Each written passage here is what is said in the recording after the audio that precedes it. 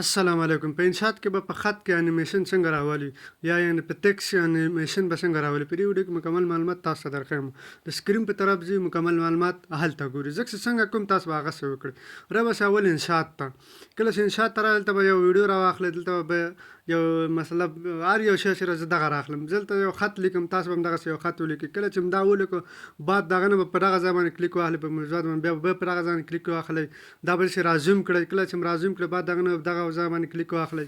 کله چې په دې کلیک واغستو بعد دغه نه به دا ایکسپورټ کړئ. کله چې مې ایکسپورټ کړو بعد دغه نه به بیا وځئ، بیا به نیو ویډیو باندې به کلیک واخلئ، یو ویډیو به راواخلئ. کله چې مې ویډیو راواخیستله دلته به په دغه ځای باندې کلیک څنګه چې زه کوم وي دوستانو ملګرو دقسې به تاسو هم وکړئ. په همدې طریقه باندې په انشاءات کې انیمیشن هغه راځي.